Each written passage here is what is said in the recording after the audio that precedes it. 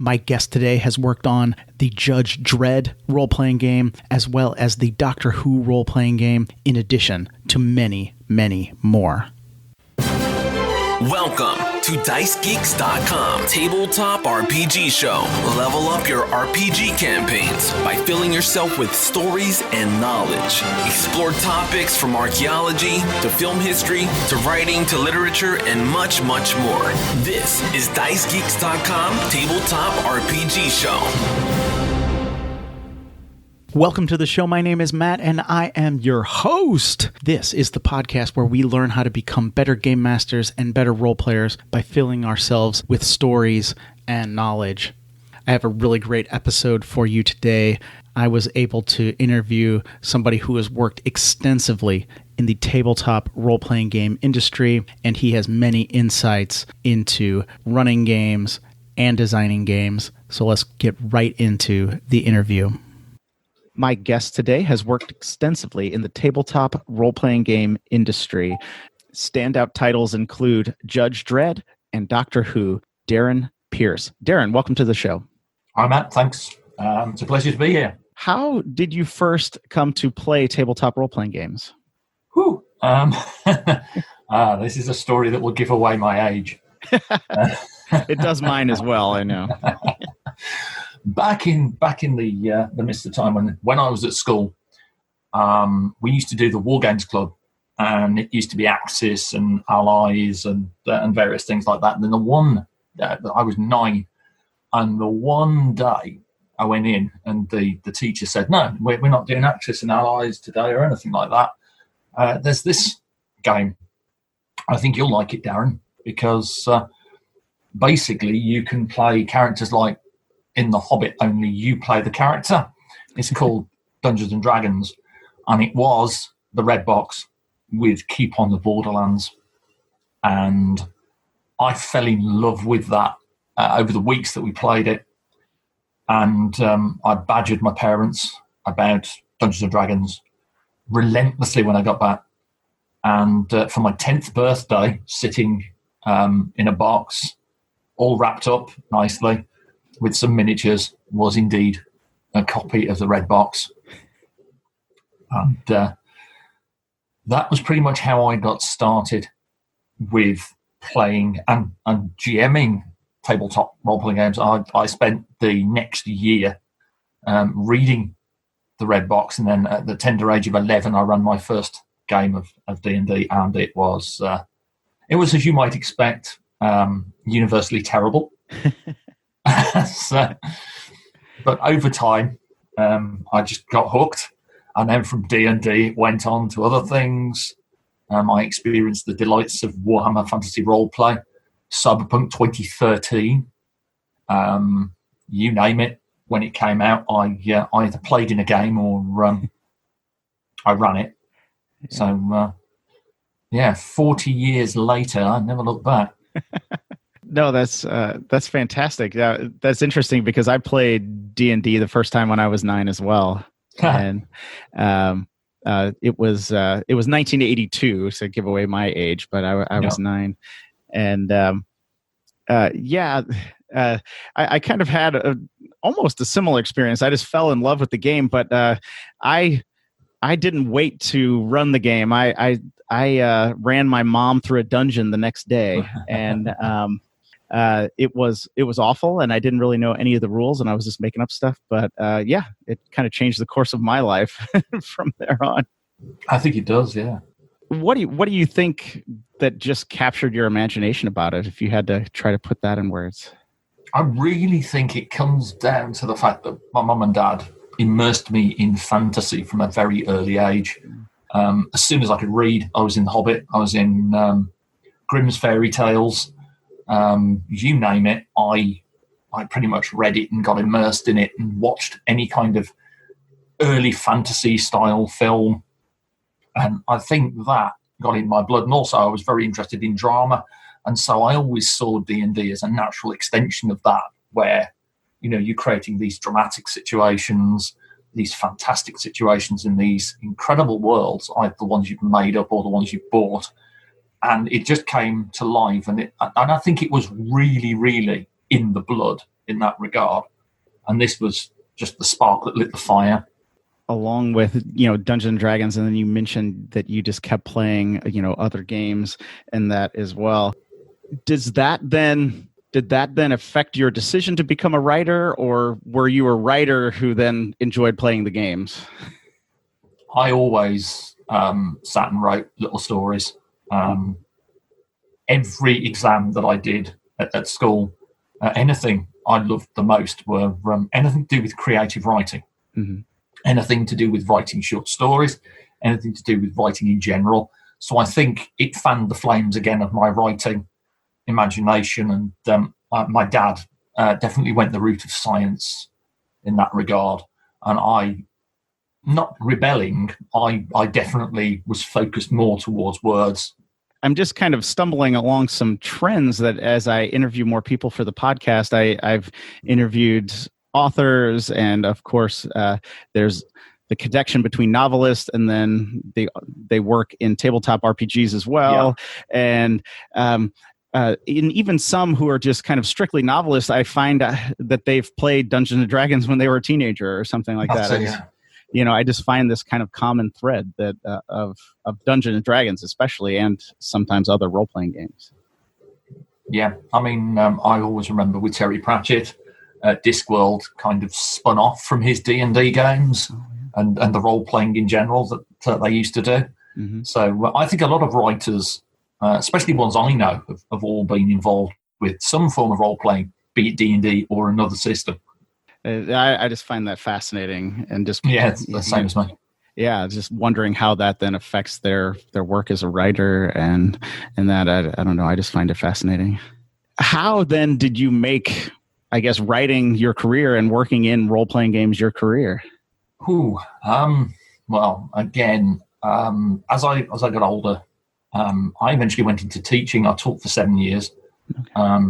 Journalism and a few other things, including using role-playing games actually as part of a course to teach further education, teamwork and various skills like that.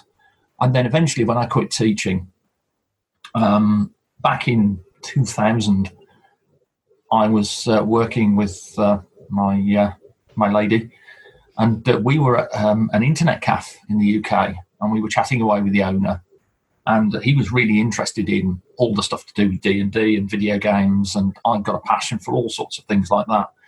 And as I was sitting there, he invited us to look at his setup, and also to log in and just spend the day with him at the place, because we were thinking of basically setting up a role-playing club there and a game club. Mm-hmm. And oddly enough, I had a contact from on the email from one of my former students, somebody I'd taught, who'd gone on to work at a video game company, who were making a sequel to the game iWar, which was iWar 2. And I was good friends with the CEO of that company. And this guy emails me back and says, I got a job here, thanks to you. I'd like to pass it on. Here is someone looking for role-playing game writing. Now, I know you are very, very fond of role-playing games, like me, so here you go. So he sent me this link.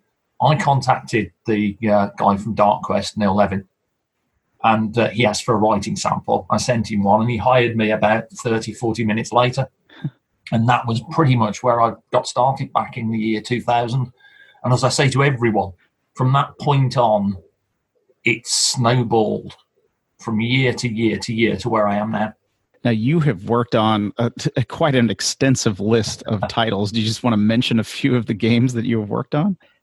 Well, to begin with, a lot of my first sort of proper, when you say something you might know, intellectual property role-playing game work, was I wrote city and town descriptions for Mongoose Publishing, to do with Joe Deaver's Lone Wolf. I actually became good friends with Joe. He was a good friend of mine. And through that, I sort of started working with Mongoose, and I started getting more and more things. They asked me to write 2 bonus adventures for the actual books themselves.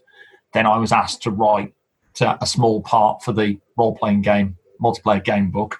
Then they asked me to write the Summerland Guide, and that's sort of started to snowball again. So I wrote for Lone Wolf, and then I was asked to write for things like the Doctor Who role-playing game, which I wrote the first Doctor book for, and then other role-playing game books and systems like Savage Worlds. I do a lot with Savage Mojo. You'll see my name attached to Savage Mojo quite a lot, especially through Shaintar, which is a high fantasy setting. They asked me to take over as the sort of guardian, the scribe, or the lead writer on it. And it's been ever since. Of course, the biggest one that I've worked on recently is Judge Dredd and the Worlds of 2000 AD, which I recently completed the Strontium Dog role-playing game book for. What does it feel like to write for a Doctor Who role-playing game? Oh, well, I'm a huge, massive Doctor Who fan. I'm sure. Huge Doctor Who fan. So, and this goes back to the days of Tom Baker and pre that, when the with William Hartnell and Patrick Trout and John Pertwee, because I used to watch the reruns at my nan's when I was younger. Mm-hmm. And to begin with, I was asked to write very small little things. I wrote a couple of things for the Alien Creatures book, and then eventually they asked me to write the first Doctor book, which was that was something, because I'm a huge fan of Hartnell. So that was a great feeling to actually work on the first Doctor book. And of course, it was also the first Doctor source book for the Doctors. So I kind of set the template for the Doctor books to come. Mm-hmm. And so, it was a really good feeling. Yeah, I could only imagine. And then you've mentioned a couple times, like the title lead writer. Could you define that? Like, what exactly does that mean? Are you working with rules or mainly description and things? I guess would be a question. I usually like to work with someone who does the rules, because then I can concentrate entirely on the world design and getting the fluff. I can do the rules if I have to, getting the fluff out there. But the lead writer tends to be somebody that they sort of come to and say, okay, we're looking to do this with this particular setting. You get to call the shots and work with people and kind of create the book. So if you look at it with Judge Dredd and the Worlds of 2000 AD, I worked with Nick Robinson quite extensively on that core book. Mm-hmm. And we designed the way the book would hang together in terms of the content. Nimrod did the layout. Nimrod Jones, brilliant layout artist. If you've ever seen the Judge Dredd book, he made it look like a 2000 AD comic. And it's extremely well done.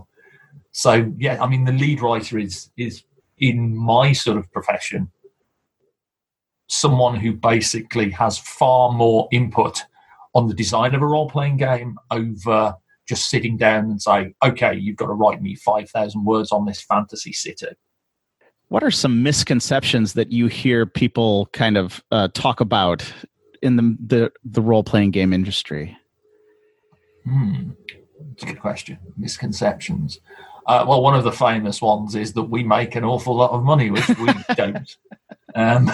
If you want to make a living at role-playing games, you have to be, I think, someone who owns a company or somebody who is extremely prolific or lucky to work on a particular IP that does generate a lot of money for them, and also work for somebody who pays well.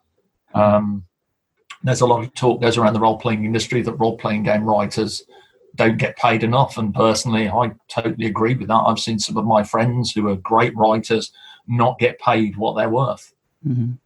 Yeah, I hear a lot of people talking about that as well. Yeah, that's a shame. It's like we all drive around in gold-plated Lamborghinis, and that's just not the truth. Yeah. Well, I think, I guess it could come about from, you mentioned that you're working on Judge Dredd, that Judge Dredd seems like such a big, well-known property that that like, if you're not in the industry, if you're not around it, you think, well, there's got to be a ton of money surrounding Judge Dredd. Yeah. I mean, I think Rebellion makes a fair amount of money from the 2000 AD IPs that they've got. And they produce some amazing comics, and always have done. When they, 2000 AD itself is an amazing comic. I'm a huge fan. That's one of the first comics I actually read alongside Spider-Man when I was younger. It was my nan who actually bought me the 2000 AD first issue, and I fell in love with that comic instantly when I read it, because it was a subversive comic that had lots and lots of stories in it that were completely unlike anything else that I'd read as a kid. So it's yeah. When you come in on Judge Dredd, are there a lot of rules or guidelines that there are certain things you can't do because it is an established IP? Yeah, everything that you write for an established IP has to be vetted by the powers that be. When we wrote for Doctor Who, and when I wrote for Doctor Who, all the work that I wrote was sent to someone at the BBC to make sure that I hadn't gone completely mad and invented things for Hartnell that didn't exist, or gave him, too much of the other Doctors, which of course he wouldn't have at the time. And with Judge Dredd, it's the same deal. It's sort of like, you have an established IP, you research that IP, or you know that IP in and out. And you know what makes it tick, you know what makes Judge Dredd. And the brief that we were given, I was given by Russ from EN World, was that we were starting Judge Dredd pretty much from the beginning of Mega City 1, well before any of the big established events, and we were going to do each individual sort of event as a book. So things like Luna 1, The Cursed Earth, and eventually The Dark Judges. So when you're working with an IP like that, your guidelines are built into it, and Rebellion are they're friendly, and as far as I know, decent enough to sort of allow some scope. But we couldn't sort of take Dredd outside of what you know about him from the comics. And especially with Strontium Dog, when I wrote the Strontium Dog book, we had to I had to approach our line developer, Mark Langworthy, and say to him, Mark, I've done all of the comic-based planets and locations that I can get my hands on. Do you think we could ask Rebellion if we could be cheeky and add our own star system into Strontium Dog for players to explore and GMs to use? And he went off to ask Rebellion this, and they said, yeah, okay, do it. You've done a lot of work outside of tabletop RPGs as well, right? You've worked on video games and you write novels as well? Well, I've worked on, I'd say PC games way back. Oh, okay. My most favourite PC game, I went to Bulgaria to work on it for a couple of weeks with Black Sea Studios. I believe Black Sea doesn't exist anymore, or if they do, they're doing something else. And it was the PC game called Knights of Honor. So if anyone's listening that knows Knights of Honor, I actually did some work on that via the text. We helped shape the text to its sort of release state, and they call it text lecturing, where you basically go through what they've written and rewrite it into sort of English, because they tend to write it in a sort of Bulgarian English, which was in some cases we had to change some of the phrases, which didn't quite work. So as for novels, I've written one novel, which is in the process actually of getting a republishing deal for an actual print, because originally the novel was going to be in print, but it ended up just being in an ebook. There is an audio drama of it as well, and it's called Fate's Hand. And but the Fate's Hand is getting a director's cut through this new publisher, and that's something I can't quite talk about just yet. Oh, sure. But it's in process. Okay. I guess too, I always think about tabletop role playing games and then video games. I think maybe 20, maybe even 30 years ago now, there was some thought that, kind of the popularity of tabletop role-playing games was taking a dip, maybe in the kind of late 90s, was taking a little dip, at least here in America.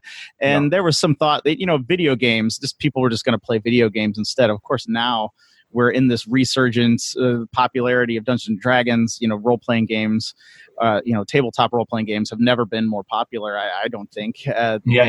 The kind of the mainstream. What do you think that just separates the experience from a tabletop role-playing game from a video game in your opinion? I think video games will always have the boundaries that are set by the programmers, set by the system that they're using in terms of whether it's console or PC or even just the actual hardware. And a tabletop games have no real boundaries. The boundaries are there in the rules and the GM, but the world itself is boundless. There's no way where in a tabletop game you go to the next horizon, you step through a portal, you're in another world. If you play a video game, even one as incredibly good as Witcher 3, there will be a point where you will reach the edge of the map and it will say none but demons and devils play here, turn back. Whereas in a tabletop game, well, the GM can generate what's beyond that land, whether they have a published setting that actually has that on the map or a published setting that doesn't, and the GM goes, well, across those mountains are these things, and then you visit those things, whereas in a video game you have to wait for expansions or DLC to get that. And the same goes for the choices you can make. A lot of choices, again, are baked into the dialogue system and the actions you can perform in a video game. Even, again, like Witcher 3, which does let you deal with action consequence quite well. There's still no proviso for walking up to somebody in the street and just robbing them blind or stabbing them with a sword, or what players tend to like to do. So with a tabletop role-playing game, though, again, you have the freedom of that character. Obviously, it depends on your own personal morality and how you approach gaming, whether or not you decide to be that person who ruins it for everyone else, or you just want to go shopping for 2 hours and the whole group agrees that they want to do that whole thing as a scene. And so the GM just sits back, smiles, and lets everyone get on with it. I of course think that is absolutely true. And it's just, I think one of the best examples is, if you're playing a video game like Skyrim or something, and you go, and that's an amazing game, right? Just amazing game. But you go back to, you find this NPC and he tells you a quest or something, and you go back to that NPC maybe, 10 hours later, 3 weeks later, whatever it is, after you've completed the quest and you've done all these things, they say the same thing. Yeah. The person just says the same thing. And of course, in a tabletop role-playing, then that's never going to happen, because there's a live human being that if you go, loop back to somebody you haven't seen in a long time, they're going to say something different, because the game master's playing. Oh, my friend, I haven't seen you for 3 years. How are you keeping? What have you been doing? Exactly. Whereas in a video game, you get my daughter's been kidnapped by rats hiding in the cellar. Please help them, adventurer. Yeah. Have you helped them yet? And it's like, I did that 6 months ago. Yeah, I helped, 6 months ago. I'm the Dragonborn, king of everything. And that always annoys me in Skyrim. It's like you become head of all these guilds and so on and so forth, and the guards still treat you as though you're the person who just escaped from having his head cut off. And and obviously that doesn't happen in a tabletop role-playing game. Because the GM is able to sort of bring the world to life in that. And I always think that's one of my favourite things about GMing, is that you can bring a world to life around people, and you can make those decisions matter. So if they do depose the tyrant king and the people find out and they are really, happy that they are no longer under the thrall of this person, then when you walk into town, you're going to get the reactions of peasantry who are pretty much impressed with what you've done, or indeed thankful. Yeah, absolutely. Absolutely. And to me, that just lends then to the magic that you get at the tabletop, that can just create not only some fantastic stories, but some great memories as well, that your actions carry some, in a game setting, carry some real consequences. That's it. They carry weight. Yes, they carry weight. Yes. I always like to describe Shaintar as epic high fantasy, where the heroes, you're the heroes, and your actions actually matter. Mm-hmm. And you are already movers and shakers when you start that game, even in Savage Worlds at the lowest rank. In Shaintar, you're already people who matter. So people in power are going to turn to you right from the start of the game. Yeah, that sounds fantastic. Yeah. And just kind of, talking about, game mastering and running some sessions, in that when you're the game master, what do you like to see in players at the table? Like, what do you like to see them do, or kind of things like that? I like them to have fun. And I don't like them to have fun at the expense of other people. So that's something that doesn't kick off at my table. If it does kick off at my table, then the line is drawn in the sand, and the perpetrator or perpetrators don't last long. Mm. But honestly, on a smooth game that's running really well, I can sit back and pretty much watch the players bring their characters to life around me and bring the world to life around them. So I know that certain players, they love the idea that everybody in that world is somebody. Mm-hmm. So they can go and talk to a guard at the gate, and they can start a conversation with that guard. And I love it when they interact with the world itself and the characters and just get involved. As I've gotten more into the role-playing game community, even though I've played since I was younger, just in the last 5 or so years, I've kind of gotten more into the community, and that and I've been going to more conventions and things, and giving panels and stuff on and talking on topics of game mastering and things at conventions. That is something that a lot of new GMs seem to kind of struggle with. You say, oh, well, you can talk to the guard at the gate, you can talk to the innkeeper, you can talk to the barmaid, you can talk to the queen, you can talk to all these. And some new GMs always say, well, I didn't have anything planned for the guard to say, or I didn't have, I don't know what the orphan boy who tried to steal from the players, I don't know what they're going to say. How do you handle things like that, or does it just come with experience? I personally think it comes with experience. And I always say to people, not everybody can start out of the gate as a GM like Matt Mercer from Critical Role, who's had long times done voice acting. He's very experienced, and Critical Role is a show, so it's designed for entertainment. I heard a couple of people at UK Games Expo saying about their GM at the table that it wasn't as good as Matt Mercer. Well, it's not going to be as good as Matt Mercer because you don't have that much. He doesn't have that team. Your GM doesn't have that team behind him. He needs you as the players, or she needs you as the players, to be that team. So I always think that experience as a GM and improv is a good skill.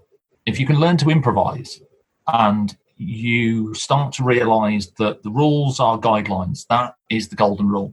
The rules are guidelines, and if the players want to go and talk to the old woman in the house that you threw in there just as a sort of off-the-wall comment, oh, there's a hut, at the edge of the village, and there is an old woman sitting outside by a sort of, she's darning a piece of old clothing, and if the players want to go and talk to her, and you don't have anything prepared for that, make it up. Yeah, I can do that on the spot, but again, that's 40-odd years of doing this. Yeah, I can have the old woman sitting there darning, and the players will walk over, and they'll be like, "Good woman, good morning. Oh, hello, dear. What are you doing? I'm here just sitting, waiting for my son to return. Oh, what happened to your son? He was lost in the forest. Don't remember when. And suddenly, that entire improv thing becomes a potential for an encounter. Yeah. And that's usually what I tell people too, because like even just a couple of weeks ago, I've been running Curse of Strahd for my gaming group, and one of my players, he cast Speak with Animals on Rictavio's saber-tooth tiger. There is nothing in the book that tells me what the saber-tooth tiger is going to talk about, right? But if I just say, "Oh, I don't know," I mean that kills the experience. So I just made up. Doesn't it? It grinds the game to almost like a shuddering halt, as though somebody's pulled the handbrake. Yeah, absolutely. So I just started making up stuff and telling them things. And then, I got paid a compliment just this past week. They were asking, some questions. And I was like, oh, I just made all that up. And they were like, you did? Yeah. It's like, well, yeah. That's the key. Make it up. That is the greatest advice I give anyone who's going to run a game. Yeah. Whatever situation happens that your players throw at you, make it up and they will remember.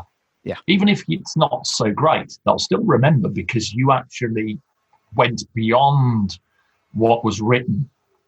I mean, in the old days, adventures used to be very formulaic in terms of, you look in the description of like Keep on the Borderlands, you've got things to read out to the players. You've got a bunch of things that you can look at as the GM and see what the checks are. These days, I think there's a lot of change coming into adventure design and writing. Specifically, the stuff that I'm working on at the moment for Shaintar is completely different to the things I worked on years ago when I was working on writing adventures for various things.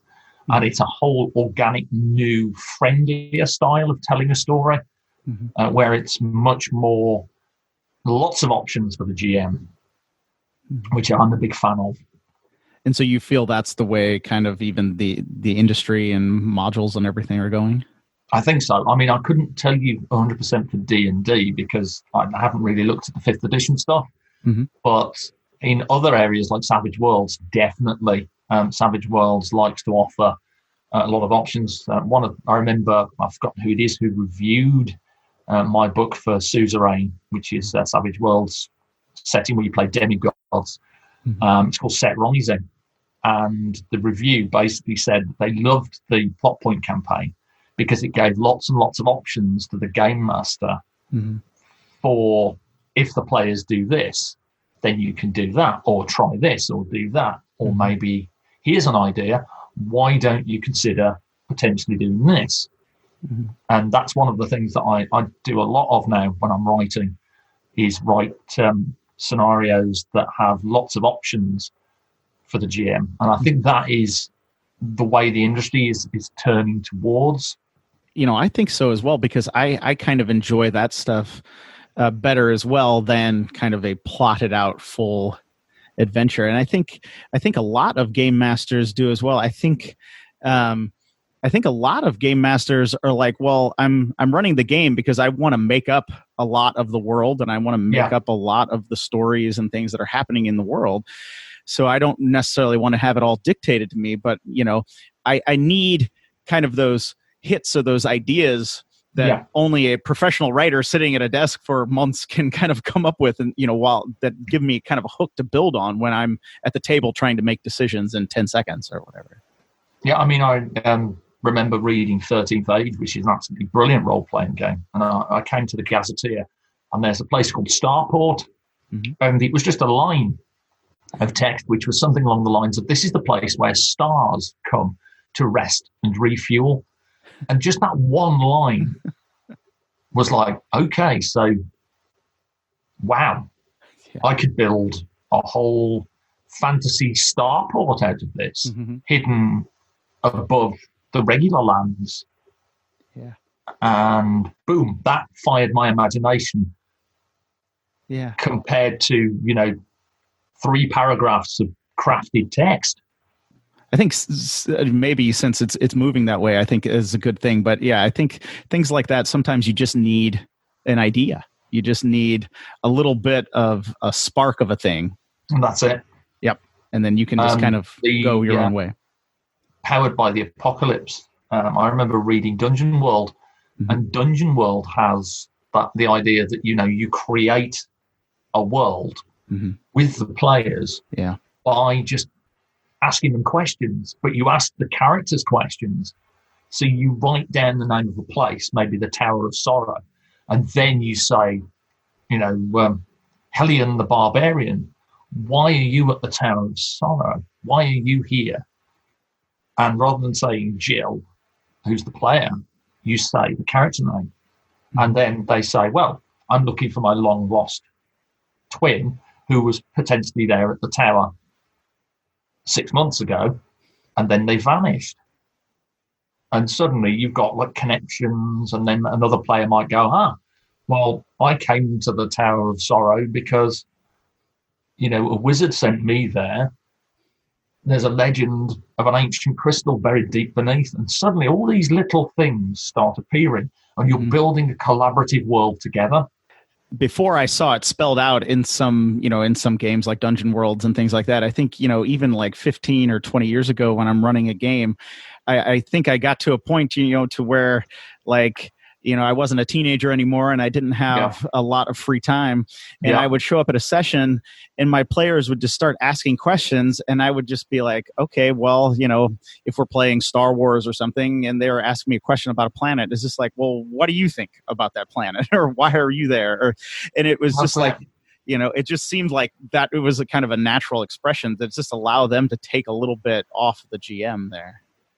Yeah, I think that's the thing I really like about role-playing games in a more modern sense now is a lot of that is starting to happen, and we're starting to sketch worlds more than fully design them. So we're using broader strokes to allow the GM and allow the players to fill in all these details.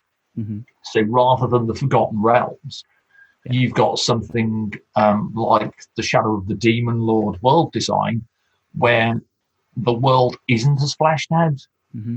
And so there's potential for people to put their own towns, their own villages, their own mark on the world. 13th Age again, the Dragon Empire, very good for that. I think it allows the players to feel like they're part of the world, and they'll have a lot more buy-in to the setting in the game if they're given some input into it as well, instead of just like a GM showing up and say, okay, well, we're going to run this today, and if you don't like it, well, then we're not going to play or something. That's it. Yeah.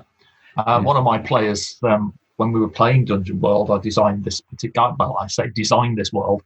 I decided it was basically medieval fantasy world. That was as far as I got. Put a name on a piece of paper. And I asked them, and I said, why is I've forgotten the name of the character now, but why is the character there? And their answer was brilliant. They just simply said, oh, well, my brother's the mayor of the town. Now, that character has a deep connection to the town because their brother is the mayor. So if I threaten that town, the chances of them rising in defense of the town and getting people to defend the town goes up compared to a person who's just walked in through the walls, and you get someone, oh, adventurer, the town's under attack by goblins, please help us. And you're like, no, thank you very much. I'm going there to the tavern, I'm going to drink until I fall over. That is absolutely true, because I think, yes, when I was GMing, especially when I was still in my teens and my early 20s and things, that would happen occasionally. And I was like, why don't you want to defend the town? Well, they don't have any connection to it. Yeah, there's nothing. You can throw thousands of gold coins at them. Oh, 1,000 gold if you defend the walls. That might work. Yeah, it might. Or they might just say, nah, I don't want to fight goblins right now, and we just leave. See you. Bye. Leaving town. And find a new town that's not under attack. Yeah.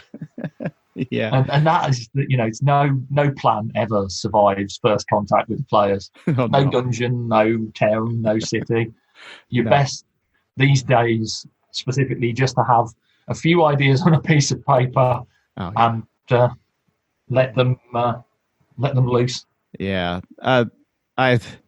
I wrote a little small book called The No Prep Game Master, where I talk about that a little bit. It's just that so much prep just gets, I don't know, you either have to rework it or something anyway, and just allowing kind of things to happen at the table, I just always feel it just feels better, and it's more memorable when it happens at the table, I think. But there was a Cyber Generation adventure years ago that I was part of as a player, and I was playing Morgan Blackhand, and who's one of the Cyberpunk 2020 NPCs. But you play teenagers, kids, and one of them could hack into any kind of tech with their like nanotech, so they could get into anything. And so we were supposed to, the 3/4 of this adventure was an investigation to track down these bad guys to their hideout after they kidnap someone and drive away in their AV. And I'm just like looking at the person playing, and Morgan just goes, "Hey kid, why don't you use the thing you do with your head and get into that vehicle's nav computer, pull out the location, and we're going to kick the door down." And the kid succeeded, and 3/4 of the adventure, which we were supposed to be kicking indoors throughout the whole of Night City, was no longer usable because we just went straight to the bad guys. Oh yeah.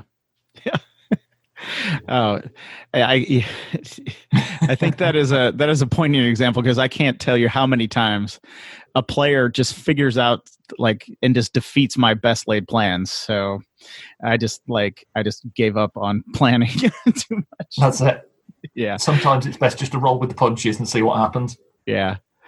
Well, we've been talking a lot about Gamemasters. Just real quick, when you're a player, what do you like to see from a game master? Improvisation. Okay. I do as myself. I absolutely love it when they improvise a world. Yeah. Because I'm the kind of person that looks at the character. I won't do anything, even if I'm playing an evil character, which is very rare these days. I won't upset other people at the table.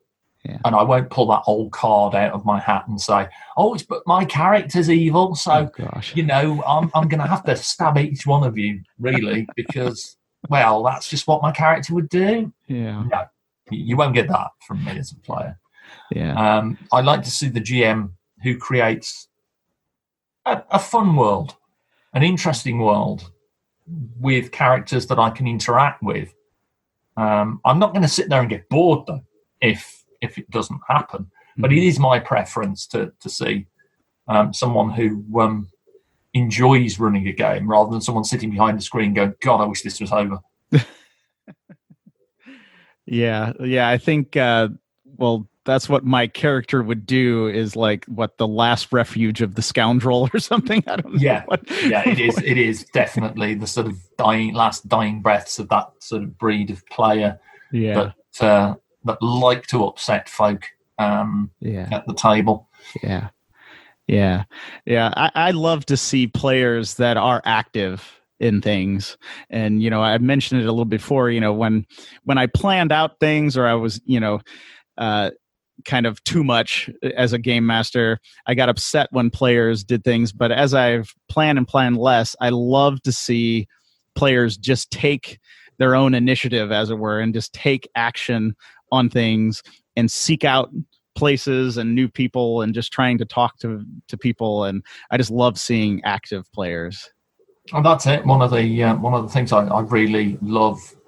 I'm going to cite my favourite role-playing game of all time now, and it'll make Robert J. Schwalb extremely happy. Shadow of the Demon Lord. I will run that until it comes out of my ears.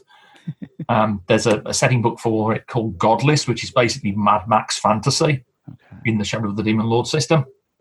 And my players decided completely off the top of their heads. They left their old place, which was attacked by that world's equivalent of Terminators, and they went on the road, big road trip, escaped, and they went north. It's set in the United Kingdom.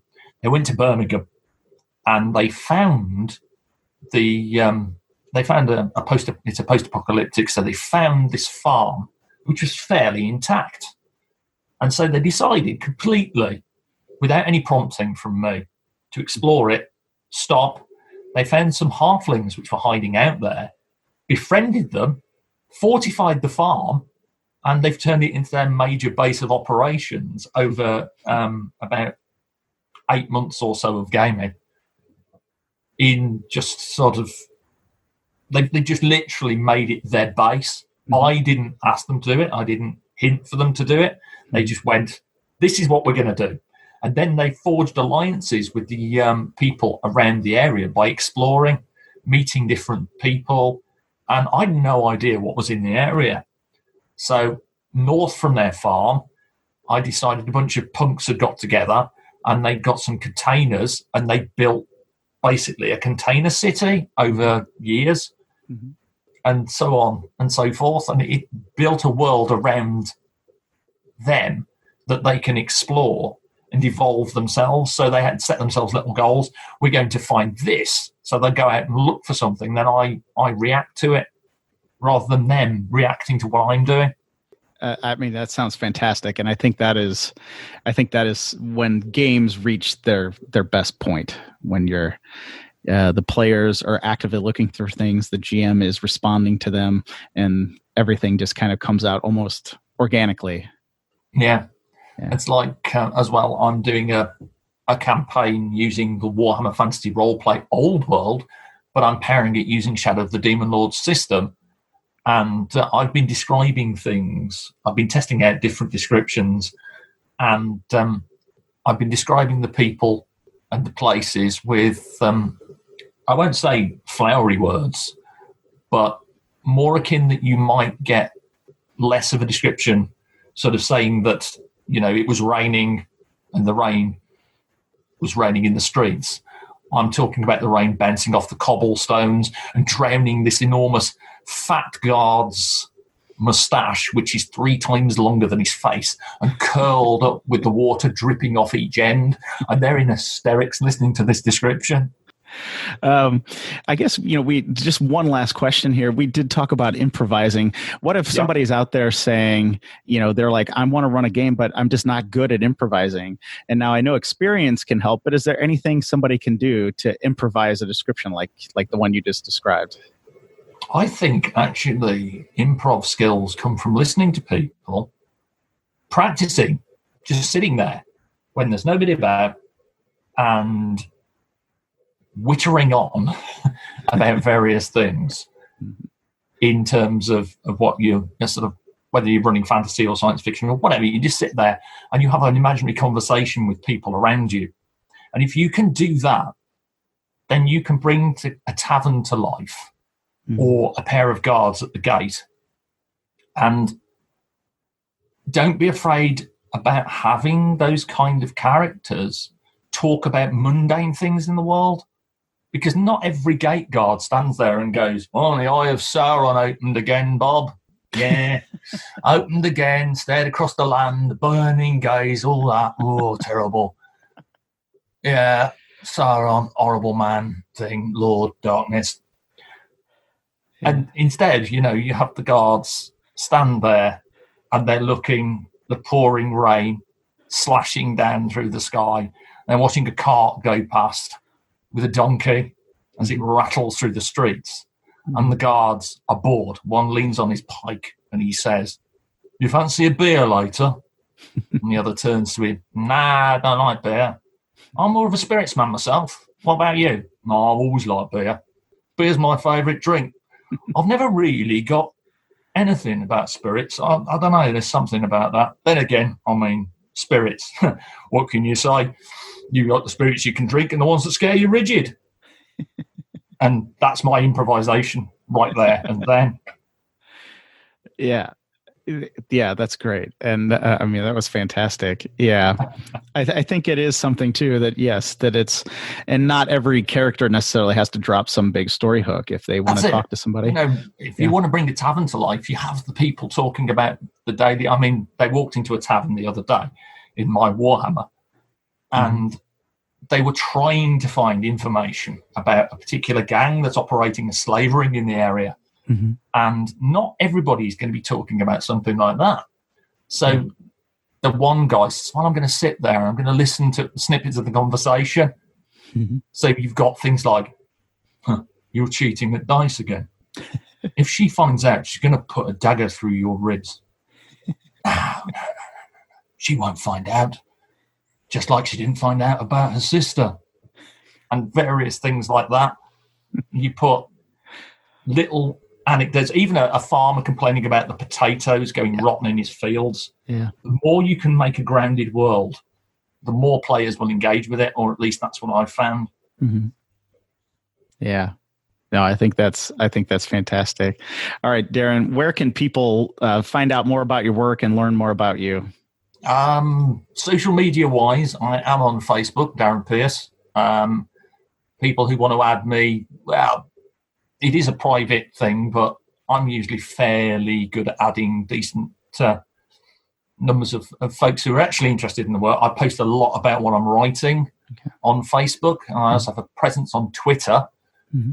I also do have my drive-through RPG page. So if you go there and you search for Darren Pearce, you should find various things like all the work I've done for Shaintar, Tiny Dungeon, Tiny Wastelands, through Gallant Night Games, who are fantastic. All the Savage Mojo stuff, Set Rising, Nocturne. Even some of my earlier books, like the first one I ever wrote for, which was City Guide 1 Everyday Life, through Dark Quest Games. You can find me on Amazon as well. I've got my novel, Fate's Hand, up there. I don't actually have a website yet. One's in development through a friend of mine who's really good at making websites. Okay. So hopefully I'll get that at some point. And so that's basically it. Social media, Facebook, Twitter. Yeah, and I will provide links to those and to your Drive-Thru RPG page and your Amazon page in the show notes for this episode at Dicegeeks.com, so everybody can check all of those out. So, Darren, it's been an absolute pleasure today speaking with you. Thank you so much for being on the show. Thank you, Matt. It's been an absolute pleasure as well. Well, there you have it, guys. I really hope you enjoyed my conversation with Darren today. As I mentioned, I have provided links to some of his projects in the show notes for this episode at Dicegeeks.com. Please go there, check him out, support his work. Now, hey guys, if you want something for free, just head on over to Dicegeeks.com/free. You'll get 10 free dungeon maps, plus you'll never miss an episode of this show. Now, if you like these interviews, please consider supporting the show in some way. You can leave a review, you can tell a friend about it, or you could support the show on Patreon. Just go to patreon.com/dicegeeks and you can learn how you can support the show there. Any little bit of support is immensely appreciated. I thank you so much for listening, and until next time, keep gaming.